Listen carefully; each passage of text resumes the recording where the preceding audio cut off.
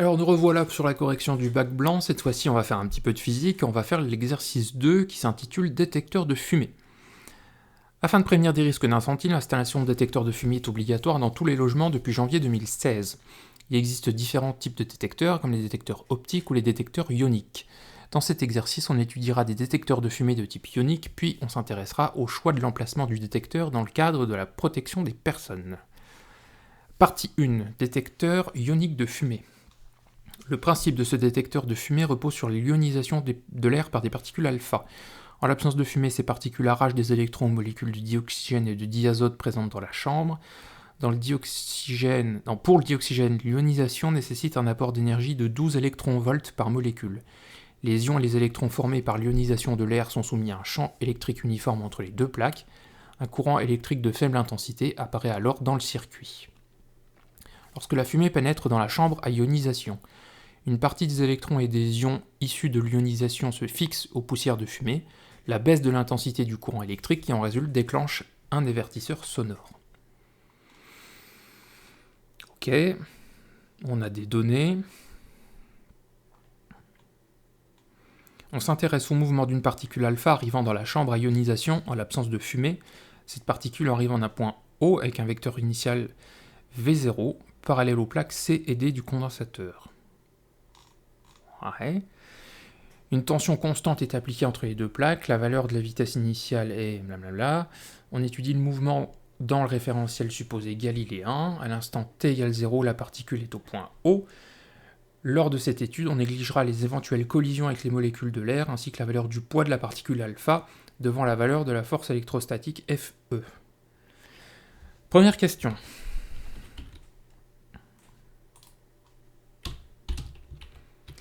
Vérifier quantitativement que l'hypothèse concernant le poids de la particule alpha est justifiée. Donc ce qu'on nous demande, c'est de vérifier que, effectivement, on peut négliger le poids par rapport à la force électrostatique. Alors, en fait, ce qu'il faut faire, c'est comparer les deux. Comparer la norme des deux forces. La norme du poids. Ça doit être su depuis le collège. C'est m fois g. La norme de la force électrostatique, c'est F indice E, c'est la charge de la particule fois la valeur du champ électrique. Mais là, la particule qu'on est en train d'étudier, c'est une particule alpha, et on nous dit que sa charge électrique, on l'appelle Q alpha, ou alors plus de E. Moi, je vais la noter Q alpha.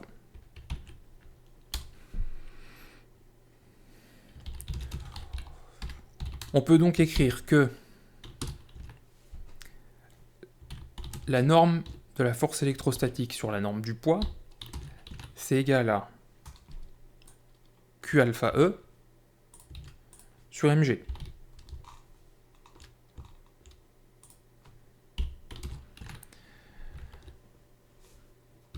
Ce qui est égal aussi à 2E grand E sur mg. Faisons le calcul. Alors, ce qu'on nous demande, c'est montrer quantitativement. Donc on veut des chiffres, on veut des valeurs. La charge élémentaire petit e, c'est 1,6 fois 10 puissance moins 19 coulombs. La valeur du champ électrostatique, elle est donnée... Elle n'est pas donnée? Je croyais l'avoir vue tout à l'heure.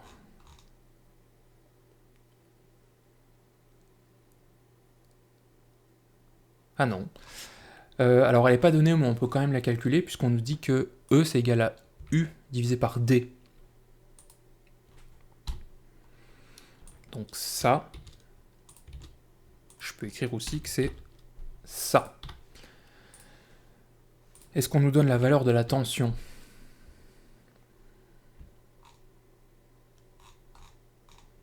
Oui, on nous dit 9 volts.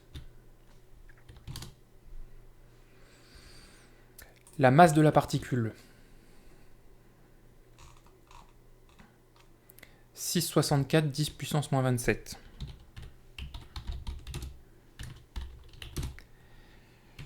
G 9,81 et D, la distance qui sépare les plaques, c'est 3 cm. Attention, ça, il faut l'exprimer en mètres. Donc ça fait 3,0 10 moins 2. Calculatrice. Alors, 2 fois 1,6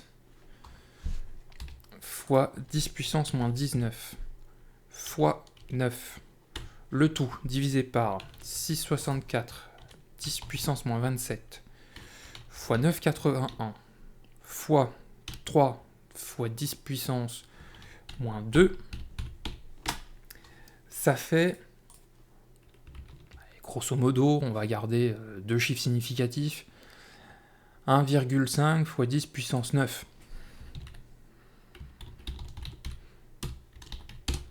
Et ça n'a pas d'unité puisqu'on a fait une force divisée par une force, enfin la norme d'une force divisée par la norme d'une force, donc des newtons divisés par des newtons, donc il ne reste plus rien à la fin.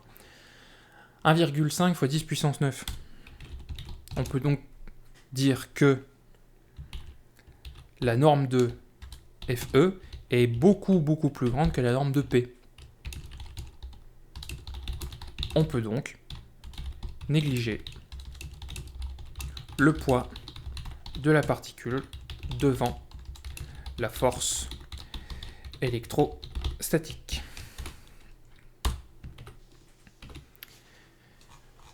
Question suivante. Reproduire sur la copie le schéma de la figure 2, puis y représenter le champ électrostatique E et la force F que subit la particule alpha au point O. Justifier. Bon, recopier le schéma. Moi, je fais une capture d'écran.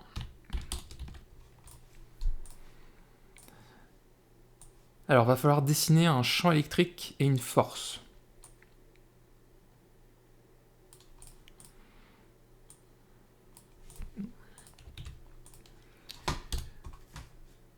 Le champ électrique E, enfin le champ électrostatique, même on devrait dire,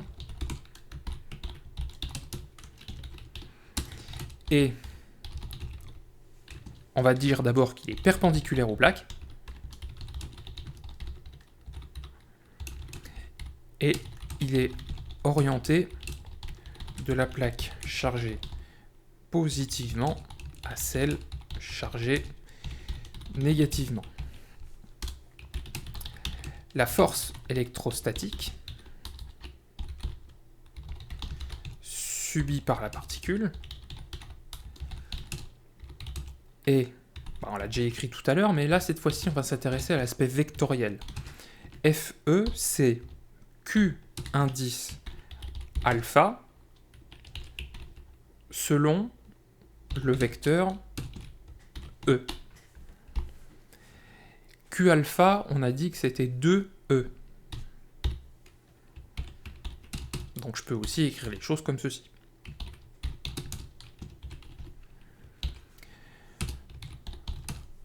Comme E est positif, la force sera donc orientée dans le même sens que le champ E.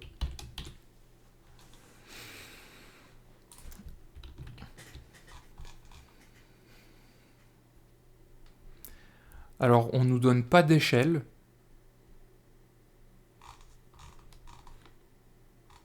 Donc, on peut représenter un peu les choses comme on veut. Enfin, comme on veut. Dans la mesure où il n'y a pas d'échelle précisée, moi, en tant que candidat, je me dis, du coup, je peux faire des flèches qui ne respectent pas forcément les échelles. Reproduire pour représenter le champ électrostatique E et la force que subit la particule alpha au point O. Donc on imagine que la particule est là. Le champ électrique, il est perpendiculaire aux plaques et orienté du plus vers le moins. Donc ça va être quelque chose comme ceci. Mettant en rouge, je vais le mettre un petit peu plus gros parce que là on voit rien. Voilà. Ça, je l'écris à côté. C'est le champ électrique. Enfin, électrostatique E.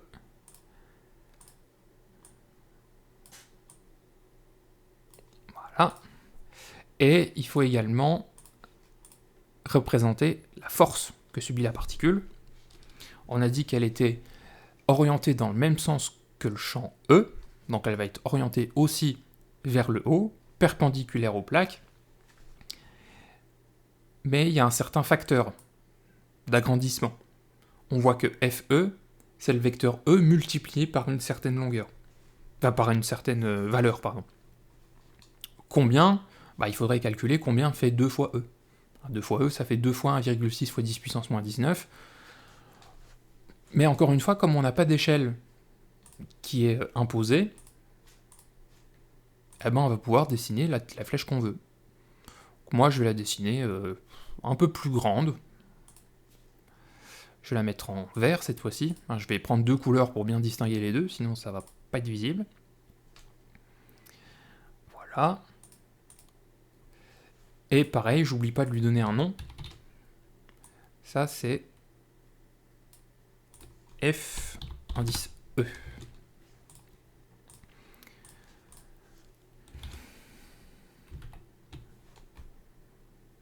Voilà, et la justification, en fait, c'est les deux phrases que j'ai écrites en dessous.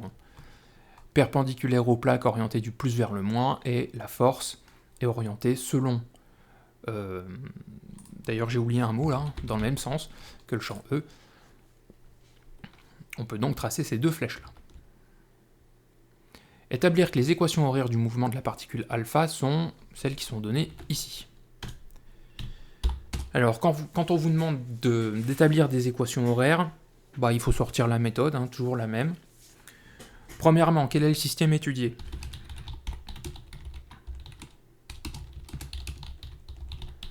Et la particule alpha. On réalise... Ça, je vais l'écrire après.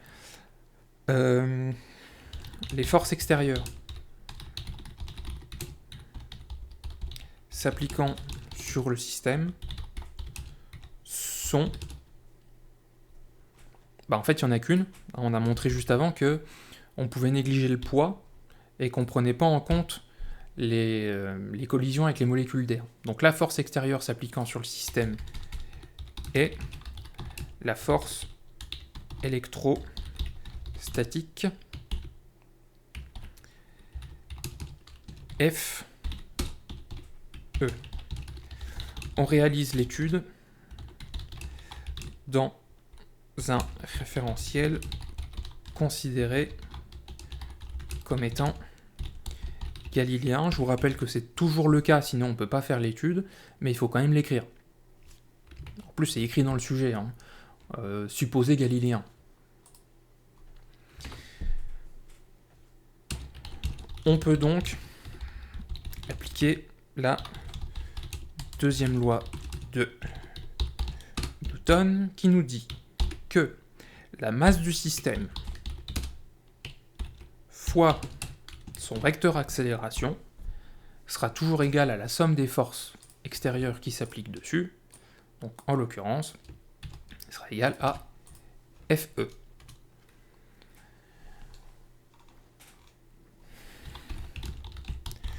D'une manière générale, le vecteur accélération s'écrit, quel que soit le problème que je suis en train de résoudre, le vecteur accélération, je pourrais toujours l'écrire comme le décomposer plutôt en ces deux composantes. La composante AX et la composante AY. Les axes ici s'appellent bien X et Y. Méfiez-vous, on pourrait très bien appeler ça X et Z, Y, Z, X en haut, Y là. Regardez bien le sujet.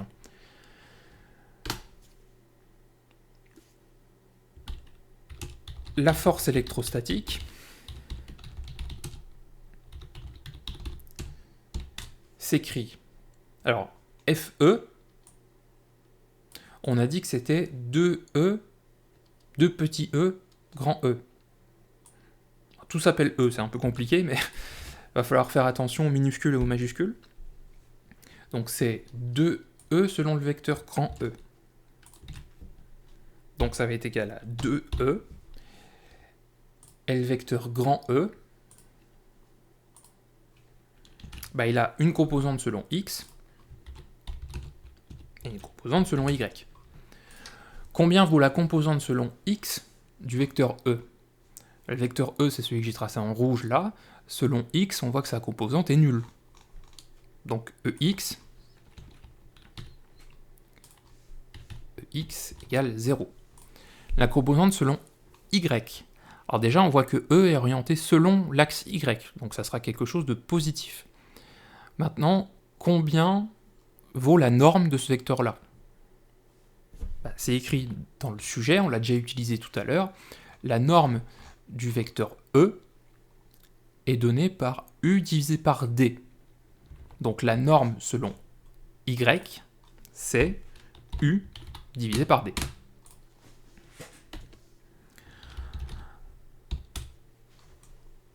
Maintenant, je vais prendre ces deux expressions-là et je vais les injecter dans celles que j'ai écrites au début. M fois... Comment écrire ça? On va écrire ça comme ça.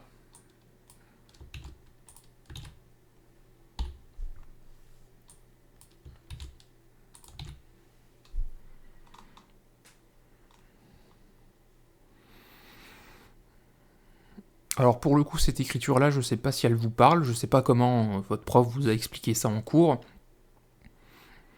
Je vais peut-être l'écrire d'une autre manière, un peu plus conventionnelle.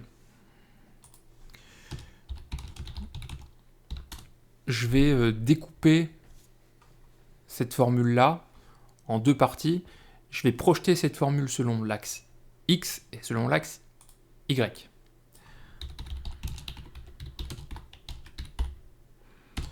Selon l'axe OX, on peut écrire quoi? On peut écrire que M fois A de X est égal à la composante de FE selon X. Donc 2E fois 0, c'est-à-dire 0.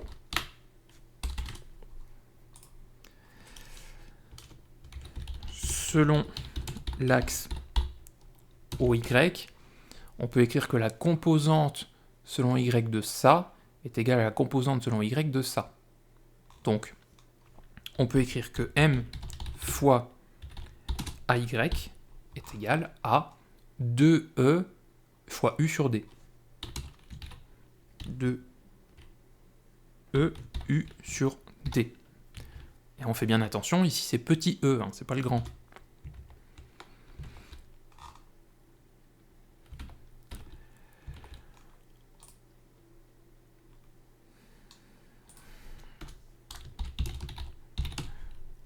On peut donc écrire que le vecteur A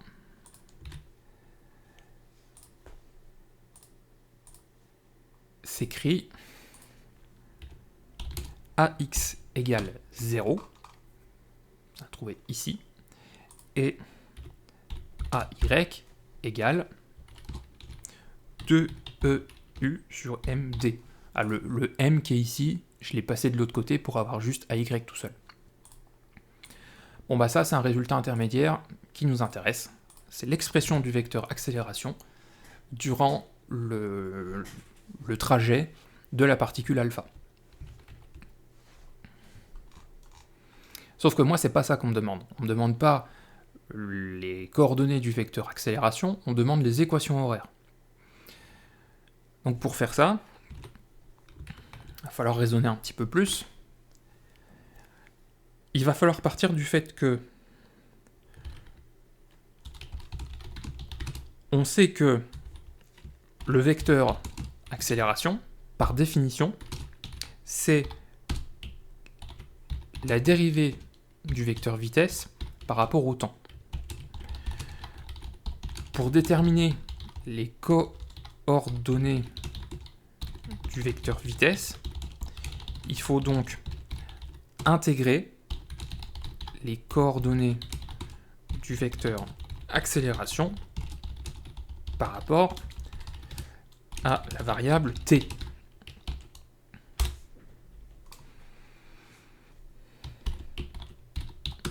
Le vecteur v, il va avoir pour coordonnées d'une manière générale Vx et Vy, ça c'est toujours le cas. Et pour savoir ce que je vais mettre ici, après là, bah, il faut que je fasse une intégration de ce qu'il y a ici par rapport à la variable t.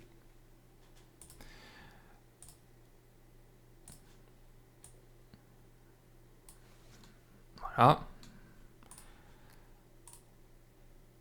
Alors, si j'intègre 0, pourquoi il n'est pas content là? Ah, c'est parce que j'ai oublié une lettre. Il faut donc intégrer les coordonnées là.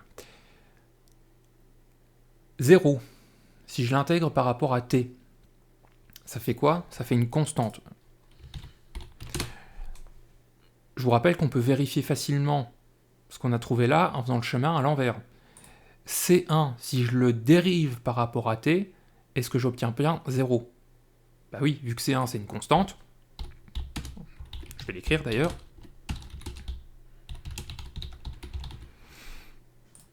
Vu que C1 est une constante, si je le dérive, j'obtiens bien 0. Quel est comment j'intègre ça? Quelle est la primitive, c'est ça le terme technique en mathématiques, de cette chose-là? Eh bien, c'est ça fois t plus une constante. Encore une fois, vous essayez de faire le trajet dans l'autre sens, c'est-à-dire que vous partez de ce qu'on vient d'écrire là, et vous le dérivez par rapport à t, et vous regardez si on obtient bien 2EU sur MD. Effectivement, c'est bien le cas. Donc là, je vous rappelle que ça veut dire on a intégré. On intègre dans le sens là, on dérive dans l'autre sens.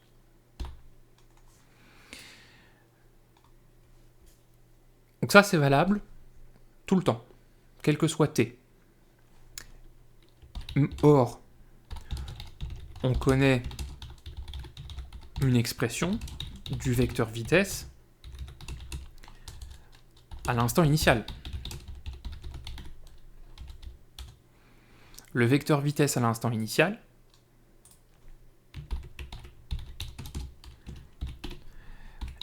à t égale 0 secondes, on l'appelle comment? Bah dans le sujet, il est noté V0. C'est celui qui est tracé là, sur la figure 2. Donc, est-ce qu'on a une expression de ce vecteur-là? On voit que le vecteur V0, il est entièrement selon x. Donc, sa composante selon y est nulle, et sa composante selon x, bah, c'est tout le vecteur, c'est-à-dire V0.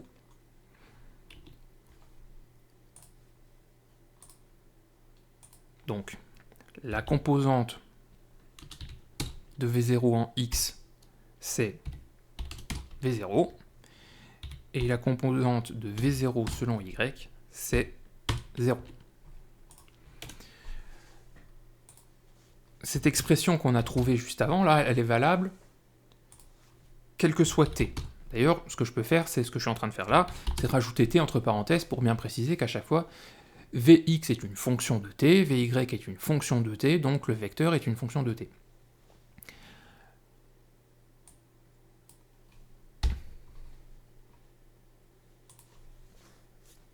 Ça, c'est valable quel que soit t. Ça, c'est valable pour t égale 0. Donc, si je prends ça et que je mets t égale 0, je suis censé retomber sur ça.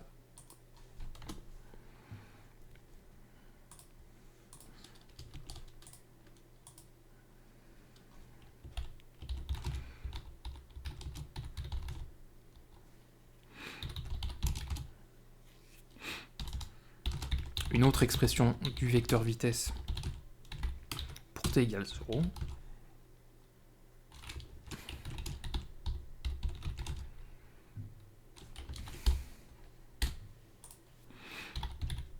Donc, je reprends ça, je mets t égale 0.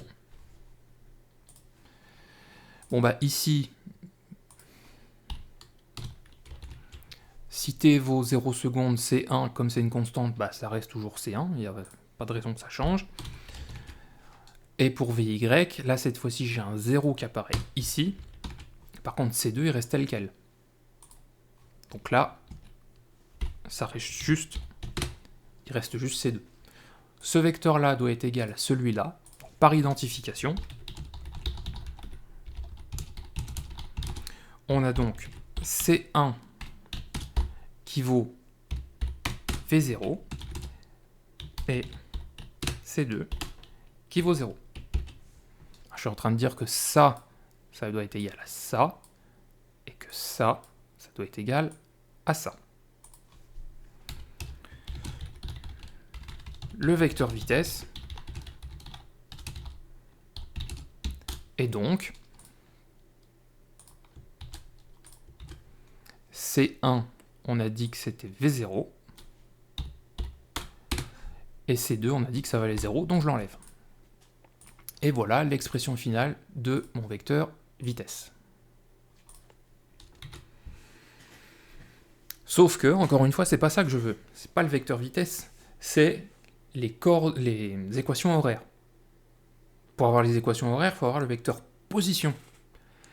Donc le raisonnement qu'on vient de faire, eh ben on va le refaire encore une fois. Et pour vous montrer à quel point c'est identique, je vais faire un copier-coller. Vous voyez là, on avait une formule encadrée, et pof, on a commencé notre raisonnement. Bon bah là, on a une formule encadrée, je reprends le raisonnement. Je vais le mettre d'une autre couleur pour que vous puissiez voir la différence quand même entre les deux. Ça, je peux le laisser en noir. Voilà. Alors, maintenant, on va plus utiliser le fait que A, ça soit dv sur dt, mais on va utiliser le fait que v, ça soit la dérivée du vecteur position par rapport au temps.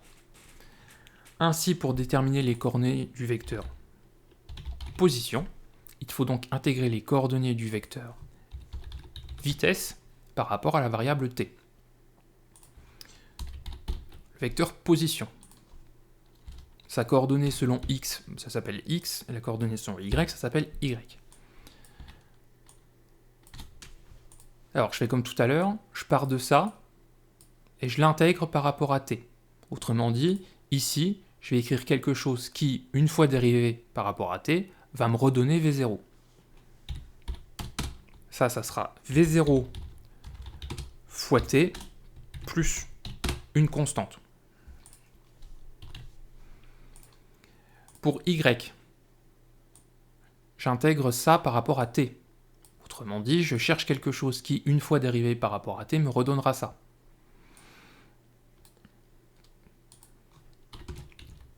Ça, c'est 2EU sur MD fois t carré sur 2 plus une constante. Je vous laisse vérifier. Vous prenez ça, vous le dérivez par rapport à t, et vous verrez bien que vous obtenez la chose qui est au-dessus. Sachant que là, on peut simplifier. On voit qu'on a un 2 qui est ici au numérateur et au dénominateur. Donc, je les enlève, et il me reste juste ça.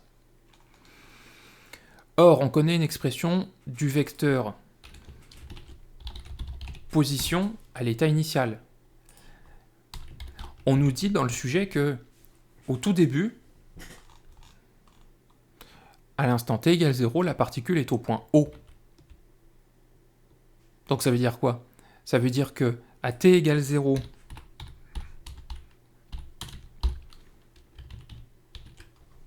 l'abscisse du point, c'est 0, et que son ordonnée, ça vaut 0 aussi. Une autre expression du vecteur position pour t égale 0 est donc, en fait je vais reprendre celui-là,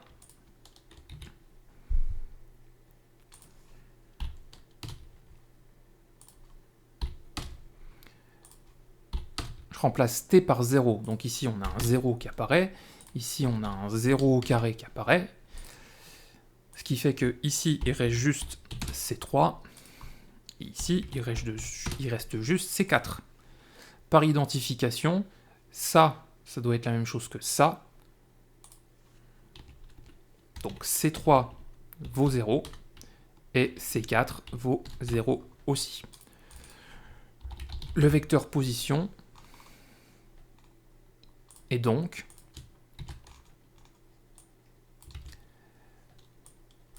ceci.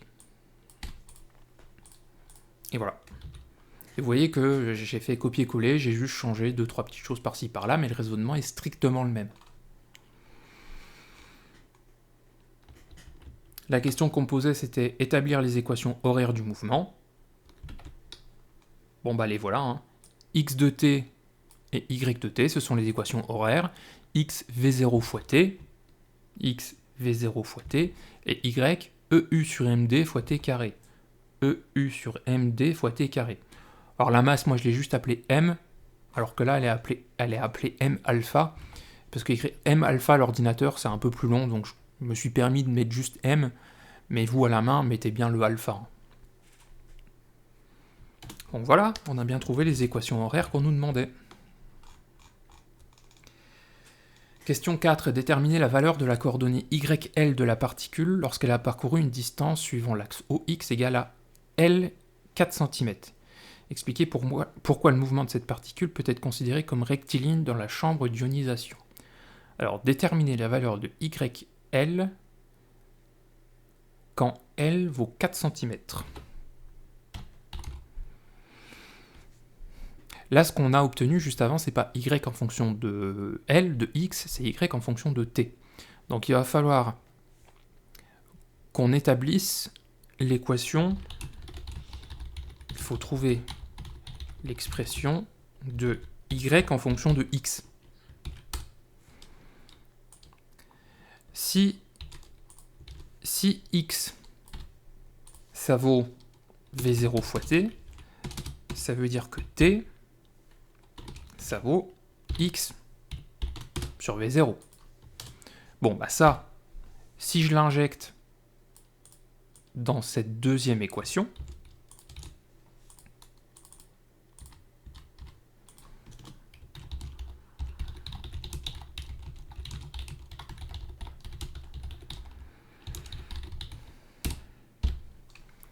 on a donc EU sur MD fois T au carré, mais T cette fois-ci, on dit que c'est ça.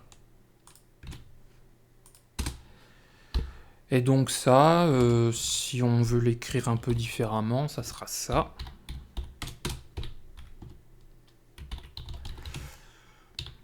Bon, vous pourriez très bien laisser cette expression-là, hein, ça changerait rien. D'ailleurs, je suis en train de me dire que j'ai pas remis en noir. Voilà.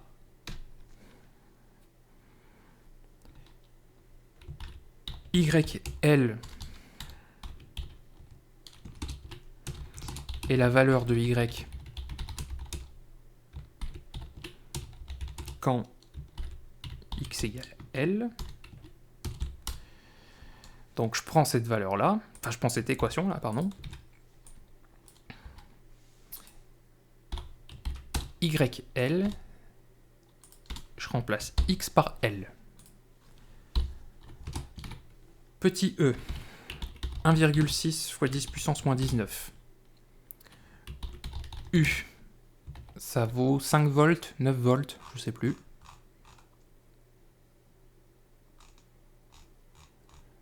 « 9 volts. La masse de la particule, 6,64 fois 10 puissance moins 27 kg, fois D 3 cm que j'exprime bien en mètres, fois la vitesse au carré. La vitesse, est-ce qu'elle est bien en mètres par seconde? Oui, 1,6 fois 10 puissance 7. Et je multiplie tout ça par L au carré, L valant 4 cm. Et encore une fois, je fais bien attention à exprimer ça en mètres. Bon bah, calculatrice.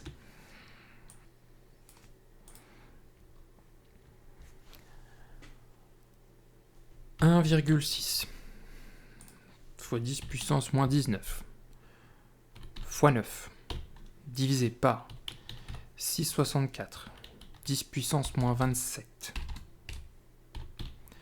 fois 3 fois 10 moins 2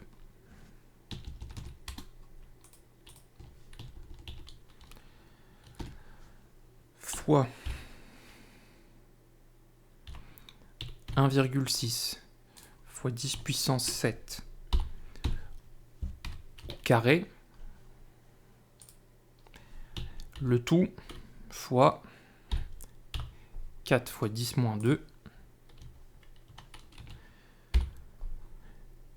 au carré. Zut. Voilà, ça fait... Je vais garder deux chiffres significatifs, ça fait 4,5 fois 10 moins 8, 4,5 fois 10 puissance moins 8. Quelle est l'unité de cette chose-là? Eh bien, ce que je calcule, c'est Y. Y, c'est une distance, donc c'est en mètres, puisqu'on a mis tout le reste dans le système international. On nous disait, pourquoi on peut considérer que la particule a un mouvement rectiligne? Parce que vous voyez que sur 4 cm, elle a bougé que de 4,5 10 puissance moins 8 mètres. Elle n'a quasiment pas bougé, en fait. En parcourant 4 cm selon l'axe OX, la particule ne s'est déplacée que de 4,5 fois 10 puissance moins 8 mètres. Est-ce que je pourrais pas l'exprimer différemment? Une valeur, comment dire, dans une écriture qui me parlerait un petit peu plus? Bah si, en fait ça, c'est 45 nanomètres. Et autant vous dire que 45 nanomètres, 45 milliardièmes de mètre, c'est rien du tout. Ne s'est déplacé que de 45 nanomètres selon l'axe OY. On peut donc considérer qu'elle a un mouvement rectiligne. Montrer que l'énergie cinétique initiale des particules alpha est suffisante pour ioniser des molécules de dioxygène. L'énergie cinétique de la particule est, je vous rappelle, ça vous l'avez déjà vu au collège un petit peu, vous l'avez revu en première, et en terminale aussi évidemment, l'énergie cinétique d'un système, c'est 1,5 fois la masse du système fois sa vitesse au carré. Et là, on nous demande l'énergie cinétique à l'état initial, donc l'énergie cinétique quand t vaut 0 secondes. Donc, c'est pas juste la vitesse, c'est la vitesse initiale au carré. Donc ça fait 1,5 fois la masse de la particule, 6,64 fois 10 puissance moins 27, fois la vitesse au carré. Ça fait ça. Encore la calculatrice, 1,5 fois 6,64 10 puissance moins 27 fois 1,6 fois 10 puissance 7, le tout au carré. Ça fait 8, on va garder deux chiffres significatifs, donc ça fait 8,5 fois 10 puissance moins 13. Quelle est l'unité de cette chose-là? Là, ce qu'on calcule, c'est une énergie, et dans le système international, l'énergie, ça s'exprime en joules. Alors, est-ce que ça, c'est suffisant pour ioniser des molécules de dioxygène? Au tout début de l'énoncé, on me disait que pour ioniser le dioxygène, il faut 12 électronvolts par molécule. Sauf que ça, c'est pas des électronvolts, c'est des joules. Donc il faudrait réussir à convertir les joules en électronvolts. Bah ça, c'est facile à faire, on nous donne le taux de conversion. On nous dit que 1 électronvolt, ça vaut 1,6 fois 10 puissance moins 19 joules. Donc ça, combien ça fait en électronvolts? Eh bien, il suffit de diviser cette valeur-là par 1,6 fois 10 puissance moins 19. Cette valeur-là, je le rappelle, c'est celle qui est ici. Si on fait le calcul, ça fait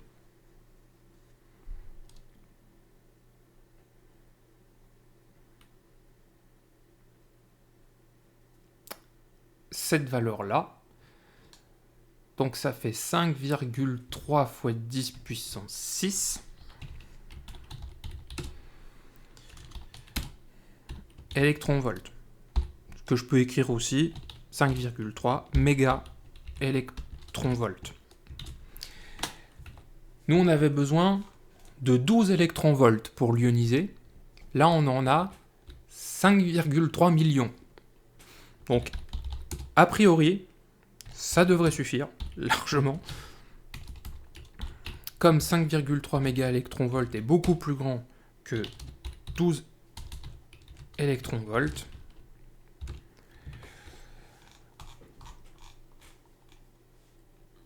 l'énergie cinétique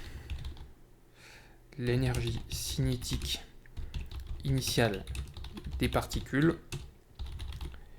permet largement l'ionisation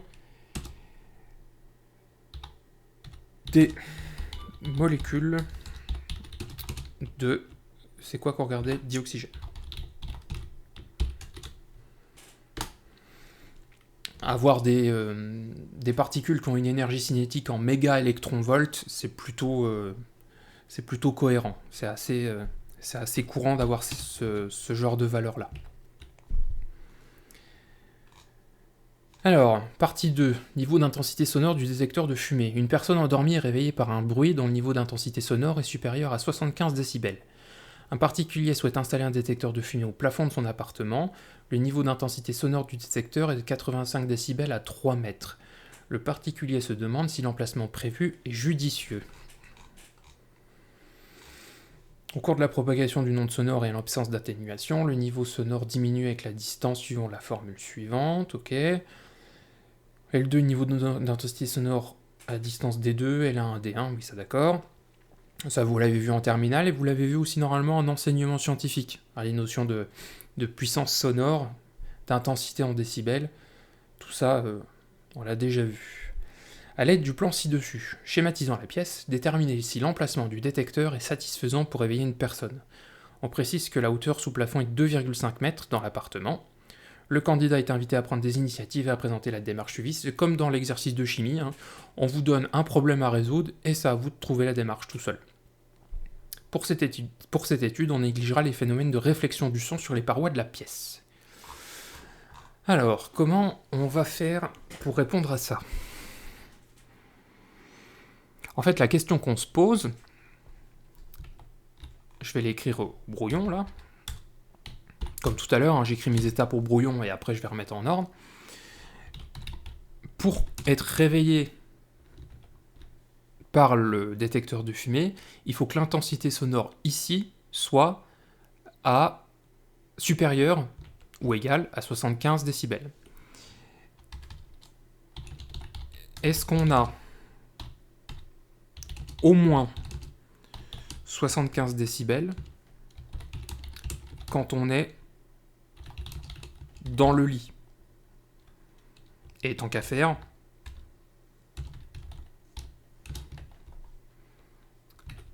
tout à gauche. Puisque l'intensité sonore qui sera reçue ici, elle sera plus faible que celle qui est là. Donc si on a 75 décibels ici, on est sûr qu'on les aura aussi là. Alors que l'inverse n'est pas vrai. Est-ce qu'on a au moins 75 décibels tout à gauche dans le lit? Donc il faudrait réussir à... Il faut calculer l'intensité sonore perçue dans le lit.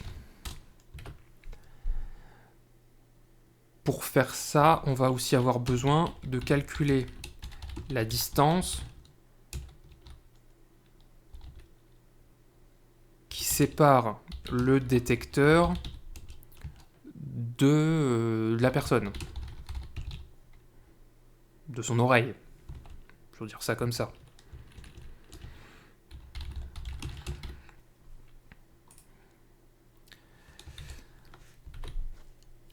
comment je vais pouvoir faire pour calculer la distance? Bah là, il va falloir faire une méthode que parfois les élèves n'osent pas faire, mais qui est tout à fait justifiée. En fait, il va falloir directement mesurer sur le sujet, avec sa règle.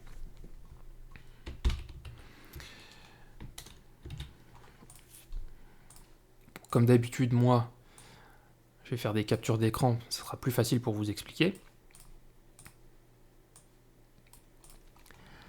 Alors, on me dit que ça fait 1m60.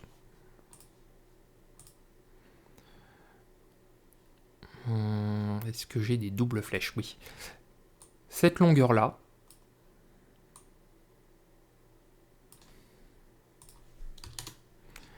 ça fait 1m60 dans la réalité. J'essaie d'augmenter un tout petit peu. Voilà.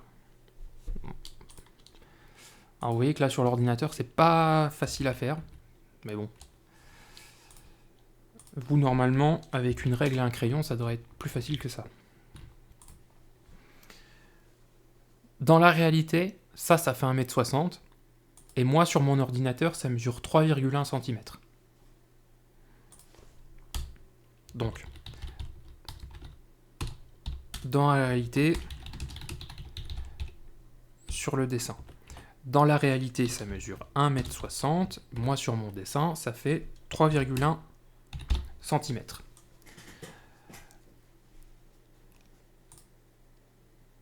Combien j'ai entre, admettons ici, là où sera la tête de la personne dans le lit, et ici.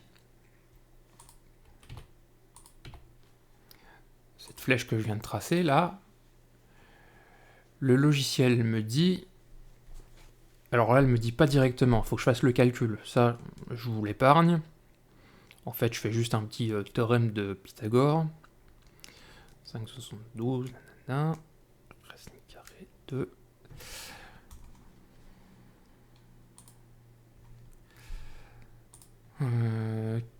tac, tac, tac.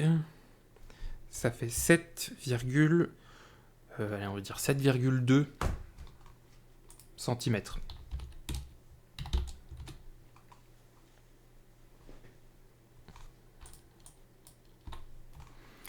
Donc encore une fois, hein, ça, vous sur votre sujet, vous prenez votre règle, vous la posez dessus et vous regardez combien ça fait.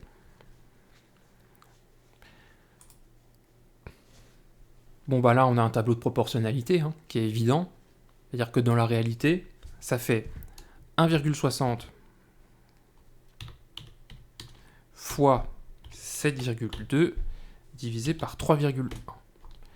On obtient directement un résultat en mètres. On a fait des mètres fois des centimètres sur des centimètres. Il reste juste des mètres.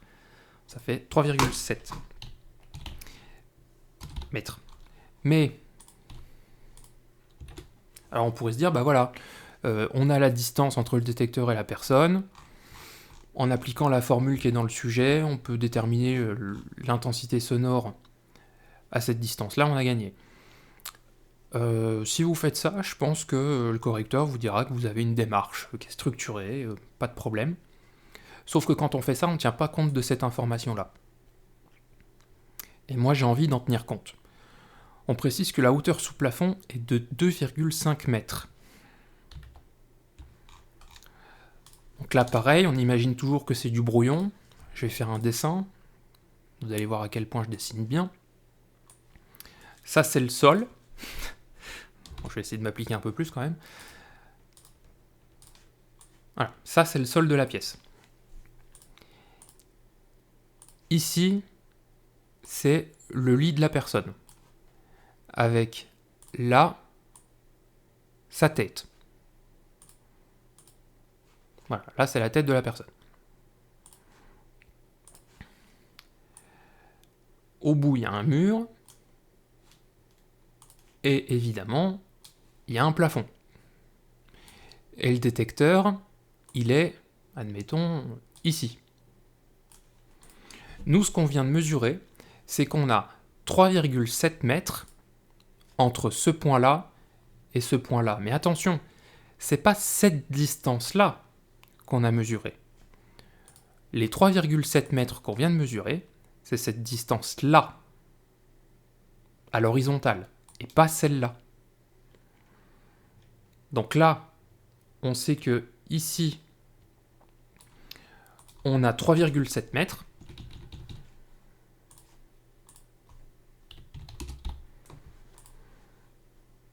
Encore une fois, c'est du brouillon, hein. Si c'est moche, on s'en fiche un peu.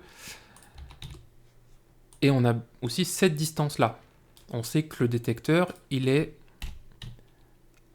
à 2,50 m. Puisqu'il est sur le plafond et que le plafond est à 2,50 m. Je néglige l'épaisseur du détecteur, hein. Évidemment, si ce détecteur faisait cette largeur-là, enfin cette hauteur-là, on ne pourrait pas la négliger. Mais là, le détecteur, il est tout petit au plafond. Donc, je considère qu'il est à 2,50 m de haut.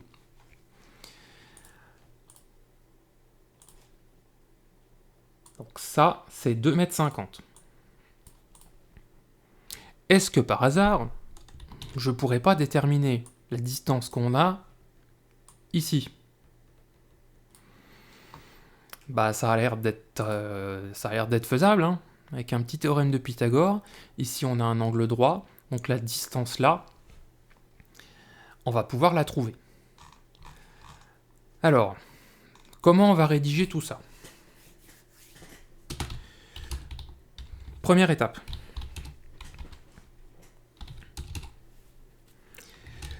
À quelle distance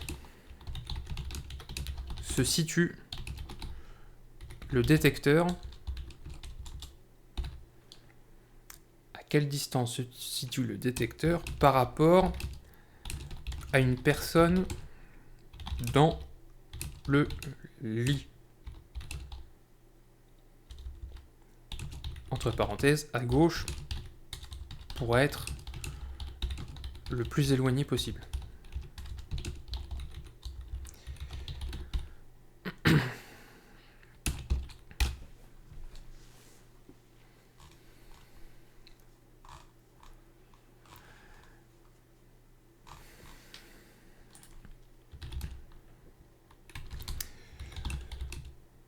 Sur le dessin,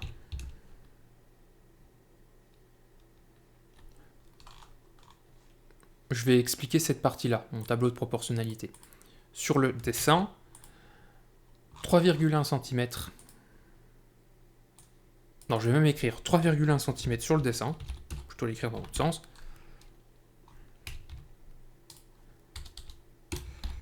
Correspondent à 1,60 m. Or, il y a sur le dessin, on a dit 7,2 cm entre l'oreille de la personne et le détecteur. Dans la réalité, il y a donc, on a dit 7,2 fois 1,6 divisé par 3,1, ça fait 3,7 mètres.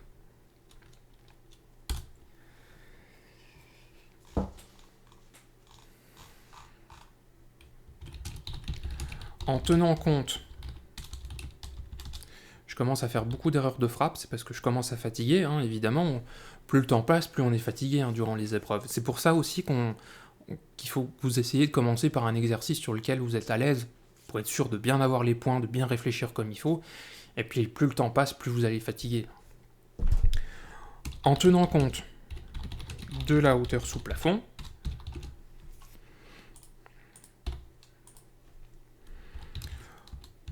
on voit que la distance séparant l'oreille du détecteur est, donc on a dit, théorème de Pythagore, ça va être racine carrée de 3,7 au carré plus 2,5 au carré. Alors, racine carrée de 3,7 au carré plus 2,5 au carré, ça fait 4,5 à peu près. 4,5 mètres. Ça, c'était la première étape.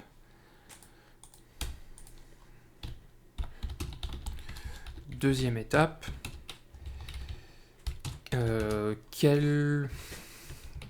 Comment on va formuler ça? Quel est le niveau d'intensité sonore? Quel est le niveau d'intensité sonore au niveau du dormeur?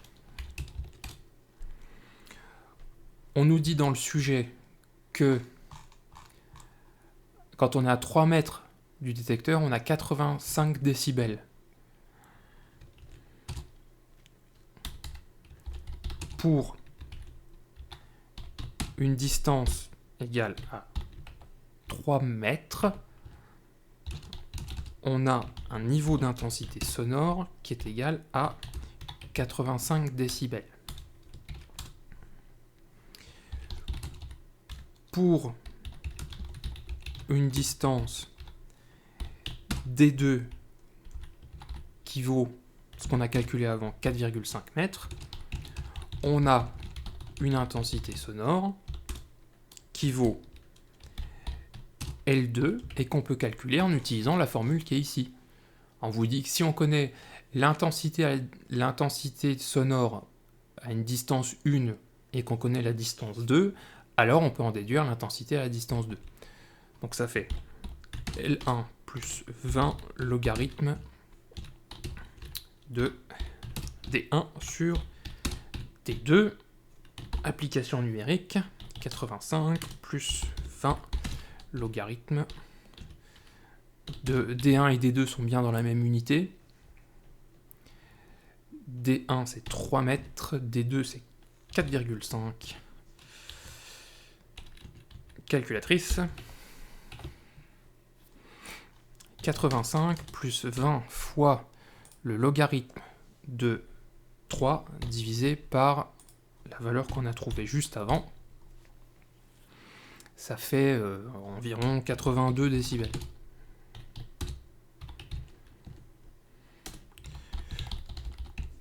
Conclusion, même en étant le plus éloigné possible du détecteur dans le lit, l'intensité sonore perçue est supérieure au seuil nécessaire. Donc, l'emplacement du détecteur est, comme ils ont dit, satisfaisant pour réveiller une personne en cas de problème. Voilà. Ça donc c'était mon brouillon, donc je supprime mon magnifique dessin.